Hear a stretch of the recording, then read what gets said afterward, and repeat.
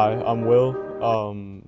Welcome to Will and Town Talks. I'm here with Andrea Gartner, here to talk about the Norwalk River Valley Trail. So tell me, how does it work? Um, How do we take care of the how, trail how, and how do all you that? take care of the trail? Yeah, first of all, I want to thank you and thank the Wilton High School community for inviting me here. I can literally talk about the trail for an hour, but I know that's not what the time that we have here. So most people know it as the NRVT, the Norwalk River Valley Trail. And the trail itself came about through mostly because people in the community took action against building a four-lane super highway through the communities of Wilton, Ridgefield, and Reading. Really?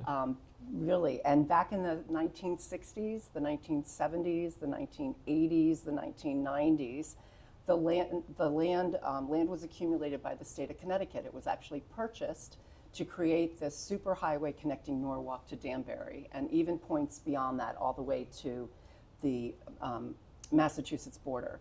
And as that highway came out of the ground in Norwalk, people in the in the community of Wilton really did not envision having this super four-lane highway come through.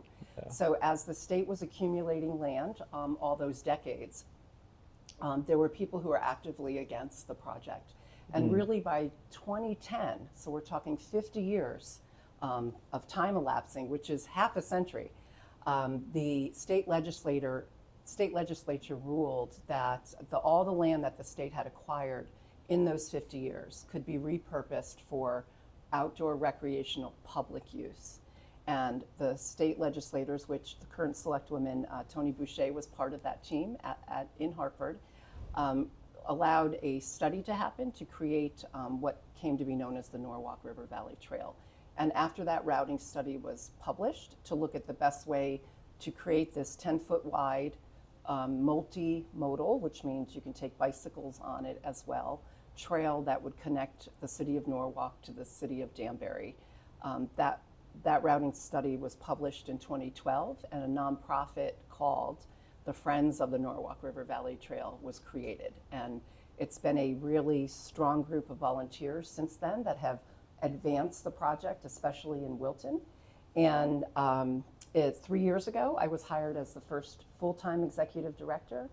And up until about 2 months ago, I was the only employee. I now have a part-time assistant. So we continue to just advance the project. How can the community get involved? Yeah. Yeah, that's an excellent question because we are a nonprofit and we don't have a lot of resources.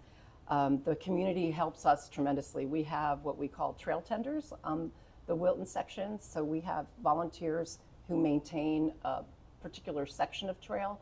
So they would go out on a regular basis with tools, blowers, picking up things to help maintain that trail. And we have them all on a platform called Jotform. So they report out when they've visited a trail length if there's any issues.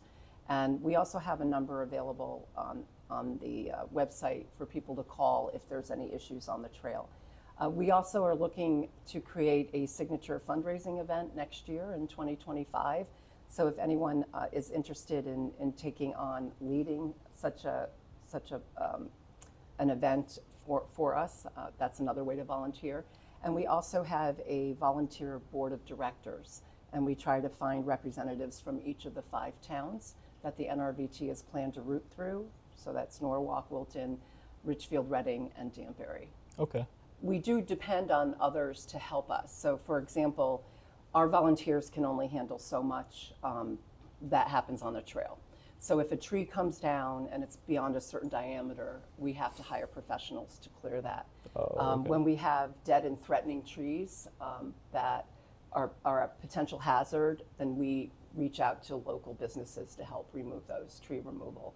And our maintenance is really the 10-foot wide trail, and then we have 10 feet on either side that we maintain. So if anything is threatening within we call it a 30-mile ribbon, Yeah. then we take care of it. And really, I use a filter that's very basic, which is I think about what's the worst case scenario and can we live with it.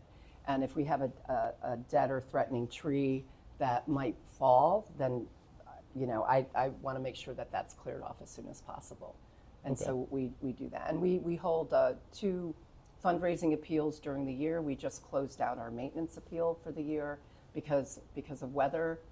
Weather's getting more dramatic, it seems, more severe. We have a lot more consequences Okay. Yeah. as a result in trying to keep the trails hazard-free. Okay. Thank you so much for this. I look forward to helping as much as I can. Signing out, Will McDonald for Will and Town Talks.